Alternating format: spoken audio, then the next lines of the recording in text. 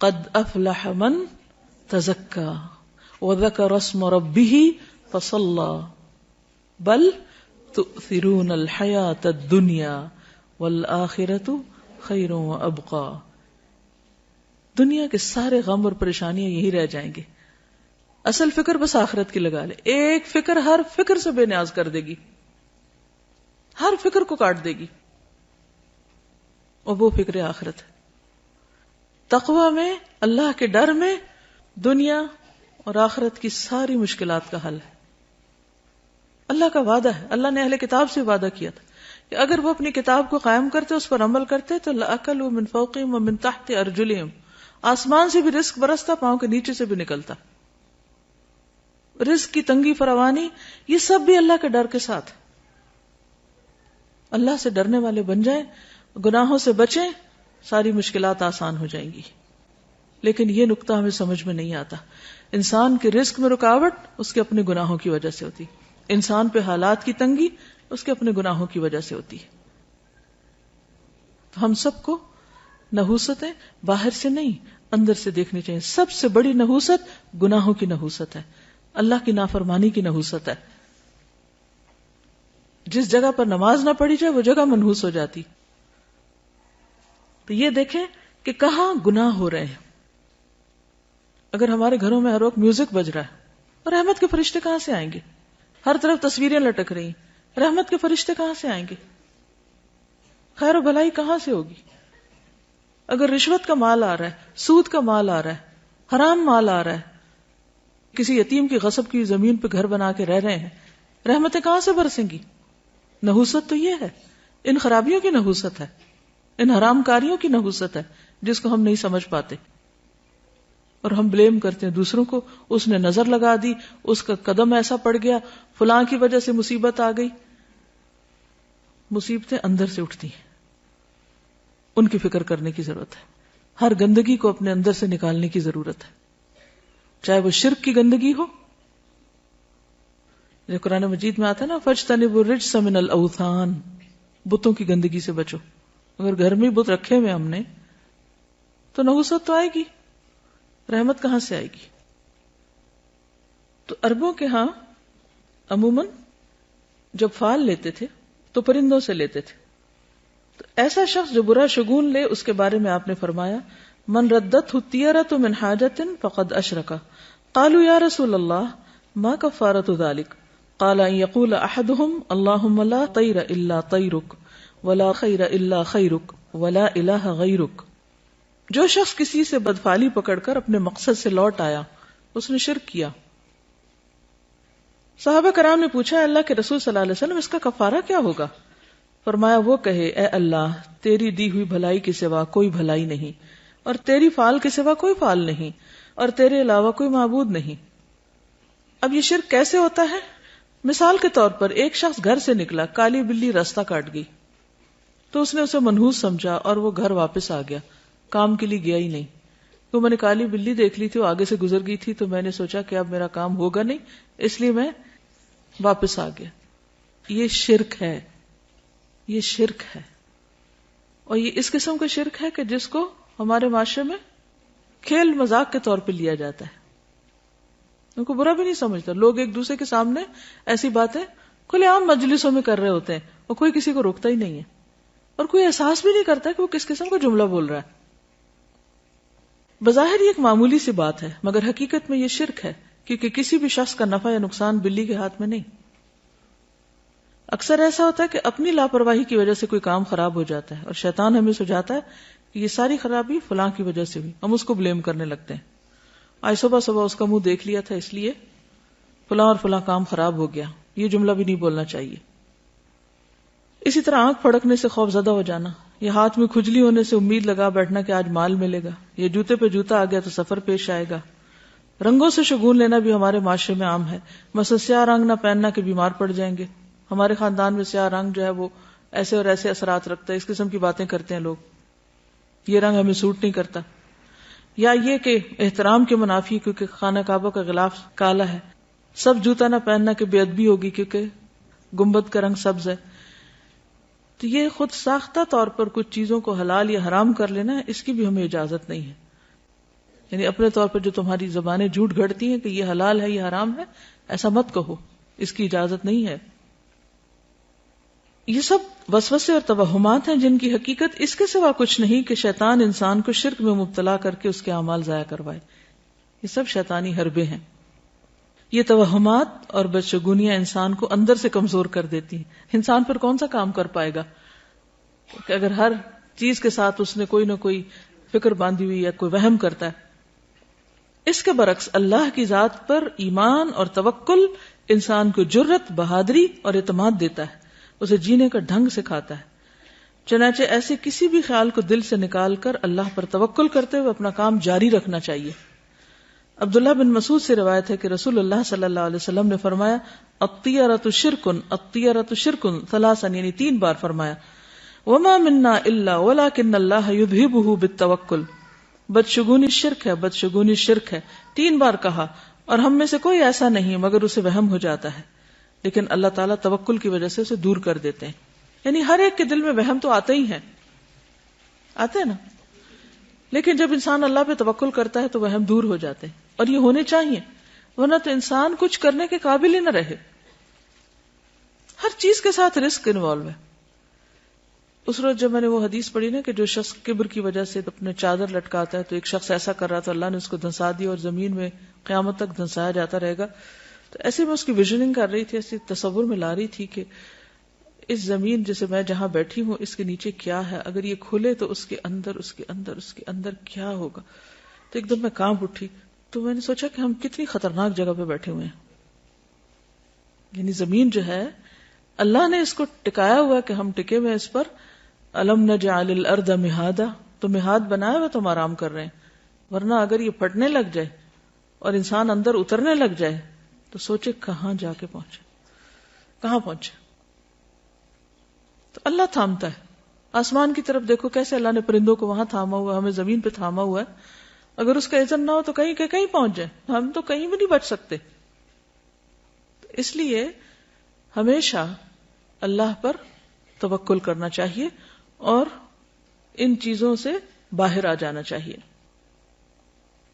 اہل کتاب بھی جب دین کی اصل تعلیمات سے دور ہو گئے تو اسی طرح کے شگون لینے لگے جن کا ذکر قرآن مجید میں کیا گیا ہے۔ الم تر الی الذین اوتوا نصیبا من الکتاب یؤمنون بالجبت والطاغوت، کیا تم نے دیکھا نہیں ان لوگوں کو جنہیں کتاب کا ایک حصہ دیا گیا کہ وہ جبت اور طاغوت پر ایمان لاتے ہیں۔ تو جبت بے حقیقت، بے اصل، بے فائدہ چیز کو کہتے ہیں۔ اسی طرح شگون کی بھی کوئی اصل بنیاد اور حقیقت نہیں ہے۔ اسلام میں ایسی تمام چیزیں جو جبت کے تحت آتی ہیں، جیسے کہانت، فالگیری، شگون اور توہمات، ان سے منع کیا گیا۔ کسی چھوٹی سی تکلیف یا طبیعت کی خرابی پر دوسروں کو مورد الزام ٹھہرانا اور لوگوں کے ساتھ باہمی تعلقات خراب ہونے پر اپنی غلطی اور کوتاہی کا جائزہ لینے کی بجائے یہ خیال کرنا کہ ضرور کسی نے جادو کر دیا ہے، یا اس قسم کے توہمات رکھنا جو پیار محبت کے رشتوں کو ختم کر دیں، جس کی وجہ سے انسان کی توجہ اپنے عمل کی درستی اور اصلاح سے ہٹ جاتی ہے، یعنی اپنی غلطی اس کو یاد نہیں رہتی جب وہ دوسروں کو بلیم کر دیتا ہے۔ نتیجتاً انسان تنہا رہ جاتا ہے اور نفسیاتی مریض بن جاتا ہے، یعنی سب سے کاٹ کے بیٹھ جاتا ہے۔ کسی بھی غیر معمولی صورتحال میں ہر قسم کے شر سے بچاؤ کے لیے بطور علاج مسنون اذکار اور دعائیں پڑھنی چاہیے، صبح شام کی دعائیں وغیرہ اور جو دیگر اذکار ہیں ان سے کام لینا چاہیے۔ پھر اسی طرح حضرت ابو ہریرہ سے روایت ہے، صحیح بخاری کی روایت ہے کہ آپ صلی اللہ علیہ وسلم نے فرمایا لا عدوى ولا طیر ولا ہام ولا صفر وفر من المجذوم کما تفر من الاسد، مرض کا لگ جانا، نحوست، الو اور سفر کچھ نہیں، اور جزامی سے اس طرح بچو جس طرح شیر سے بچتے ہو۔ تو اصل بات یہ ہے کہ عربوں کے ہاں کچھ ایسی چیزیں رائج تھیں کہ جن کی وجہ سے وہ بہت زیادہ پریشانیوں کا شکار رہتے تھے۔ تو نبی صلی اللہ علیہ وسلم نے ان چیزوں کو بے حقیقت بتائی، جو ہم نے پڑھا نا جبت، بے حقیقت، بے فائدہ چیزیں، تو ان میں ان چیزوں کا کچھ ذکر ہے۔ اب آپ دیکھیے کہ نبی صلی اللہ علیہ وسلم کا یہ جو قول ہے ہامہ، کیا مطلب ہے اس کا؟ ہامہ کوئی چیز نہیں۔ جب نظر کا وہ دم پڑھتے ہیں نا، جو دعا پڑھتے ہیں اعوذ بکلمات اللہ التامات من کل شر و شیطان و ہامۃ، وہ وہامہ نہیں ہے، وہ ہامہ، الگ الگ ہے وا اور ہامہ۔ تو یہ ہامہ کیا ہے؟ تو بقیہ کہتے ہیں کہ میں نے محمد بن راشد سے یہ بات پوچھی کہ یہ کیا چیز ہے، تو انہوں نے کہا کہ جاہلیت میں لوگ کہا کرتے تھے کہ جب بھی کوئی شخص مر جاتا ہے اور اسے دفن کیا جاتا ہے تو اس کی قبر سے ایک الو نکلتا ہے. یہ دور جاہلیت کی ایک سوچ ہے. بقیہ کہتے ہیں میں نے سفر کے متعلق پوچھا تو انہوں نے کہا جاہلیت کے لوگ سفر کے مہینے کو منحوس خیال کرتے تھے. وجہ تو پیچھے آپ پڑھ ہی چکے ہیں, اس میں جنگ و جدل بہت ہوتی, قتل و غارت ہوتی, گھر خالی ہو جاتے, تو ان سب چیزوں کو منحوس قرار دیتے. تو نبی صلی اللہ علیہ وسلم نے فرمایا سفر کچھ نہیں, یعنی اس کی نحوست نہیں ہے. محمد بن راشد کہتے ہیں کہ میں نے ان لوگوں کو بھی سنا جو کہتے ہیں کہ سفر ایک پیٹ کے درد کا نام ہے, یعنی ایک بیماری ہے, اور وہ لوگ کہا کرتے تھے کہ یہ متعدی ہوتا ہے, یعنی دوسروں کو لگ جاتا ہے. تو آپ نے فرمایا کہ سفر کی کوئی حقیقت نہیں. ٹھیک ہے, تو یہ جو حدیث ہے نا لا عدوى ولا طیر ولا حام ولا سفر, یہ سب بے حقیقت چیزیں ہیں, جبت ہے. ٹھیک ہے. اشہب کہتے ہیں کہ امام مالک سے رسول اللہ صلی اللہ علیہ وسلم کی قول لا سفر, سفر کچھ نہیں ہے کے بارے میں سوال کیا گیا تو انہوں نے کہا کہ اہل جاہلیت سفر کے مہینے کو 1 سال حلال کر لیتے اور 1 سال حرام کر دیتے. تو نبی صلی اللہ علیہ وسلم نے فرمایا سفر کچھ نہیں ہے. ابن عباس کہتے ہیں, یہ صحیح بخاری کی روایت ہے, کہ عرب سمجھتے تھے کہ حج کے دنوں میں عمرہ کرنا روئے زمین پر سب سے بڑا گناہ ہے. کیا سمجھتے تھے عرب دور جاہلیت میں؟ کہ حج کے مہینوں میں عمرہ نہیں کیا جا سکتا, بہت بڑا گناہ سمجھتے تھے اس کو. یہ لوگ محرم کو سفر بنا لیتے اور کہتے کہ جب اونٹ کی پیٹھ سستا لے اور اس پر خوب بال اگ جائیں اور سفر کا مہینہ ختم ہو جائے, یعنی حج کے ایام گزر جائیں, تو عمرہ حلال ہوتا ہے. پھر جب نبی صلی اللہ علیہ وسلم اپنے صحابہ کے ساتھ چوتھی کی صبح کو, یعنی ذوالحج کی 4 تاریخ کو حج کا احرام باندھے ہوئے آئے تو آپ نے انہیں حکم دیا کہ اپنے حج کو عمرہ بنا لیں, پہلے عمرہ بھی کریں. یہ حکم عرب کے پرانے رواج کی بنا پر صحابہ پر بھاری گزرا کہ اچھا, کیونکہ دور جاہلیت میں وہ اس مہینے میں عمرہ نہیں کرتے تھے, حج کے مہینے میں. تو اللہ سبحانہ وتعالیٰ نے ان کو اکٹھا کر دیا, وَأَتِمُّ الْحَجَّ وَالْعُمْرَةَ لِلَّهِ, اور نبی صلی اللہ علیہ وسلم نے بھی حج تمتع کو بہتر قرار دیا, افضل قرار دیا. اسی لیے عبداللہ بن عمر جو تھے وہ اپنے والد سے ناراض ہوئے تھے کہ نہیں, میں تو تمتع کی نیت کروں گا میں, کیونکہ دور جاہلیت کی اس رسم کو بھی کاٹا جا رہا تھا. ہم ویسے پڑھتے ہیں, کہتے ہیں واٹ اے بگ ڈیل, یعنی کہ کیوں اس کو اتنا اسٹرکٹلی لیا جا رہا ہے. اور آپ نے یہ بھی فرمایا کہ قیامت تک کے لیے حج اور عمرہ اکٹھے ہو گئے ہیں. تو یہ عربوں کی دور جاہلیت کی رسم کے خلاف تھا. تو اس پر صحابہ پر یہ بات بھاری گزری. تو انہوں نے پوچھا یا رسول اللہ, عمرہ کر کے ہمارے لیے کیا چیز حلال ہو گئی؟ فرمایا تمام چیزیں حلال ہو جائیں گی, پھر حج کے لیے احرام دوبارہ باندھنا ہوگا, کیونکہ وہ تو ایک ہی احرام پہن کے آتے اور اسی میں حج کرتے تھے. تو یہ جو اونٹ کی پیٹھ کے بال اگنا دوبارہ کا مطلب کیا ہے کہ جب حج کا سفر ایک دفعہ آ گئے تو پتہ نہیں کہاں کہاں سے لوگ آئیں گے. الا کل دامر یاتین من کل فج عمیق. تو اتنا سفر کرتے تھے کہ اونٹوں کی پیٹوں کے بال جو تھے وہ بےچارے گھس گھس کے بالکل ننگی ہو جاتی تھی. پھر وہ لا کے چھوڑ دیتے, وہ مہینہ حج کے مناسک وغیرہ ادا ہو رہے ہیں, لیکن عمرہ نہیں کرتے تھے. اتنے میں دوبارہ بال آ جاتے تھے, یعنی کہ واپسی کی تیاری شروع ہو گئی. تو کبھی وہ محرم کو سفر بنا لیتے کہ یہ تو حج کا مہینہ نہیں ہے اس لیے اس میں ہم عمرہ کر لیتے ہیں, اور پھر جو اصل سفر ہوتا اس کو محرم قرار دے دیتے. اس کو قرآن مجید میں کیا کہا گیا؟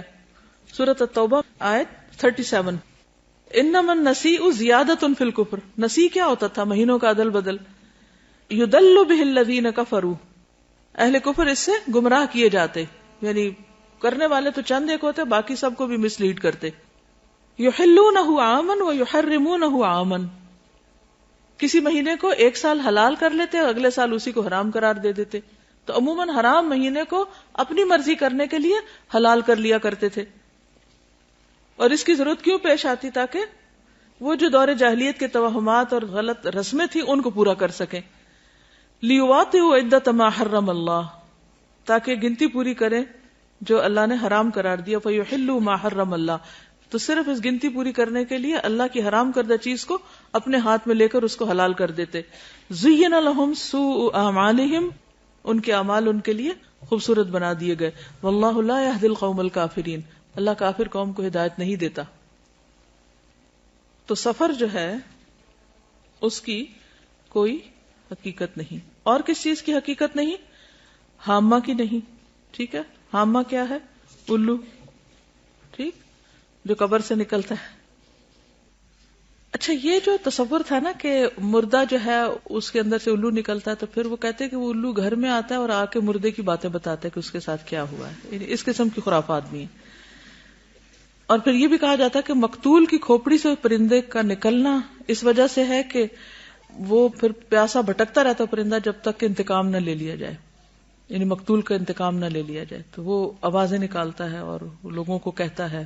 وہ ایک خاص پرندہ تھا کروان، جس کی طرف یہ بات منسوب کی جاتی ہے، کیونکہ وہ بولتا ہے پرندہ، تو پھر اس کا بولنا جو ہے وہ اس کو منحوس سمجھا جاتا ہے.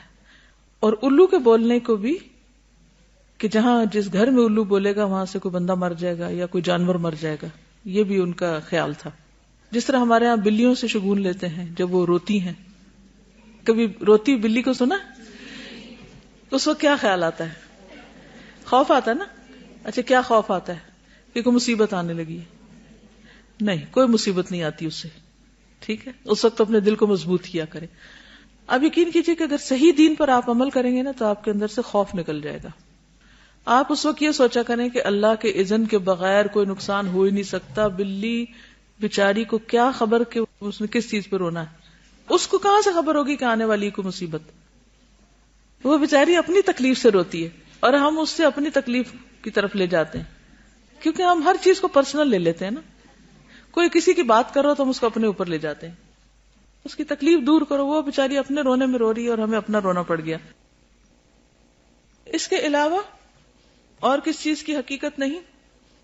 یہ جو پرندوں وغیرہ سے بھی بدشگونی لیتے ہیں، ہاروسکوپ سے لیتے ہیں. وہ لکھا ہوتا ہے نا ہفتہ کیسا گزرے گا، تو اس میں لکھا ہوتا ہے بدھ کے دن آپ سفر نہ کیجئے کیونکہ حادثے کا امکان ہے. اب لوگ اگر اس کو سامنے رکھ کے اسکول سے چھٹی کر لیتے ہیں، تو اب آپ دیکھیے کہ دنیا کا تو سارا کام ہی ٹھپ ہو کے رہ جائے اگر انسان ان خرافات کے پیچھے چل پڑے. کس قدر نقصان دہ ہے. تو ایسا سوچنا اور ہاروسکوپ پر یقین رکھنا یہ کفر ہے، شرک ہے. اور کس قدر افسوس کی بات ہے کہ کھلے عام بعض اوقات ان چیزوں کو پروموٹ کیا جا رہا ہوتا ہے اور لوگوں میں کوئی حلال حرام کی پھر تمیز ہی نہیں رہی، جائز ناجائز کی تمیز نہیں. اور اس طرح شیطان ہمارا ایمان اچک کے لے جاتا ہے. اور اگر شرک ہو جائے، ایمان میں خرابی آ جائے، تو آپ سوچئے کہ پھر تو نمازیں بھی گئیں، حج بھی گئے، عمرے بھی گئے، صدقہ خیرات، ہر چیز ضائع ہو گئی. کس قدر خسارے کا سودا ہے. شیطان بڑا چالاک دشمن ہے. وہ وہاں جا کے حملہ کرتا ہے کہ جڑ کاٹ دیتا ہے، باقی آپ جتنی مرضی تھکتے رہیں، تھکیں دن رات، قبول تو ہونا نہیں. وہ تو سب ضائع ہو جائے گا شرک کے ساتھ. تو اس لیے ان چیزوں کے بارے میں معاشرے میں جو غلط فہمیاں پائی جاتی ہیں، یا لوگ صرف فن کے طور پر یا کھیل کود کے طور پر ان چیزوں کو اپنائے ہوئے ہیں. کچھ لوگ کہتے ہیں نا we are not serious, we just enjoy reading, کہ ہم بس خوش ہو رہے ہیں پڑھ کے، لیکن اندر اندر سے مان بھی رہے ہوتے ہیں. ایک ہلکی سی وہ اندر ہوتی ہے ڈر کی سی کیفیت. کچھ لوگ تو شادی کے پلان نہیں بناتے جب تک، اب تو خیر ساتھ ویدر بھی دیکھتے ہیں، لیکن چلے ویدر فور کاسٹ تو ایک مشینی عمل ہے، وہ یہ نہیں سمجھتا کوئی کہ غیب کا علم ہے. لیکن ان چیزوں پر تو پھر ایک طرح سے غیب پر ایمان لانے والی بات ہے. انہی شیطان نے اگر اس کو یہ کہا کہ شرک نہ بھی ہم بولیں، لیکن ہم اس کو صرف ایک فن یا ایک جسٹ فار انجوائمنٹ کے طور پہ بھی لیتے ہیں، تو ہم اس کو انڈائریکٹلی پروموٹ ہی کر رہے ہوتے ہیں اور لوگ پھر اس کو چھوڑ نہیں پاتے. تو اس لیے بہت ضروری ہے کہ ایسی ساری کتابوں کو گھر سے نکال کے جلا دیا جائے، پھینک دیا جائے، کوئی اور بھی نہ پڑھے. موبائل فون پہ آتا ہے، استغفر اللہ. یعنی کہیں نہ کہیں سے کوئی نہ کوئی جو جدید ذرائع کمیونیکیشن ہے ان کے ذریعے بھی لوگوں کو انوالو کر لیا گیا. تو آپ دیکھیں نا کہ کس قدر خرابی ہے، کہ بچنا کس طرح مشکل ہو گیا. آپ صلی اللہ علیہ وسلم فرمایا تھے کہ میری امت میں شرک کس طرح داخل ہو جائے گا، جیسے سیاہ رات میں سیاہ پتھر پر سیاہ چونٹی، کہ نظر بھی نہ آئے، پتہ بھی نہ چلے. دیکھیں اس قسم کی جو بھی چیزیں ہوتی ہیں نا، اس میں اگر آپ یہ کہیں کہ ہم پورا یقین نہیں رکھتے تو اس کی وجہ سے شک میں مبتلا ہونا بھی غلط ہے. تو شک والی چیز کو بھی چھوڑ دینا چاہیے. پھر اسی طرح بیماروں سے نفرت کرنا اور یہ سوچنا کہ یہ ضرور بیماری مجھے اس سے لگ گئی ہے یا لگے گی، یہ وہم بھی نہیں کرنا چاہیے. کیونکہ آپ دیکھیے کہ جب ایک وائرس پھیلتا تو ہر ایک کو تو نہیں لگتا نا. اگر صرف وائرس ہی لگنا ہے تو پھر تو کوئی نہ بچے، لیکن پھر بھی کچھ لوگ بچ جاتے ہیں. اس کا مطلب ہے کہ اصل چیز وائرس نہیں ہے، اللہ کا اذن ہے. اگر اللہ کا اذن ہوگا تو بیماری لگ جائے گی، ورنہ نہیں. تو اس میں بھی انسان کو ڈرنا نہیں چاہیے. اپنے اندر وہ اگر کیفیت شیطان ڈالے بھی دل میں کہا ہے اس سے تمہیں لگ جائے گا، تو اس پہ کنٹرول کرنا چاہیے، احتیاط کرنی چاہیے. کیونکہ حدیث کے آخر میں ہے نا وَفِرَّ مِنَ الْمَجْذُومِ كَمَا تَفِرُّ مِنَ الْأَسَدِ، اور جزامی سے اس طرح بچو جیسے شیر سے بچتے. نہیں جان بوجھ کے آپ وہاں ہاتھ نہیں ڈالیں، لیکن اگر کسی کو لگ جائے تو یہ نہ سمجھے کہ اس چیز کے اندر یہ طاقت تھی تو اس سے مجھے لگ گئی ہے. یعنی آبویسلی کوئی ریزن یا سبب تو ہوتا ہے، لیکن سوچنے کی بات اور نقطہ یہ ہے کوئی چیز آپ کو نقصان نہیں دے سکتی جب تک کہ اللہ کا اذن نہ ہو. اب آپ دیکھیے ان دو کیفیات میں فرق ہے. ایک یہ کہ کسی بھی چیز کو دیکھ کے آپ ڈر جائیں کہ ہائے ہائے یہ بس اب یہ تو اٹیک ہوا مجھ پہ، اور دوسرا یہ ہے کہ آپ کہیں کہ جی نہیں ہو سکتا جب تک اللہ نہ چاہے. تو مجھے ڈرنے کی ضرورت نہیں، ہاں احتیاط ضروری ہے.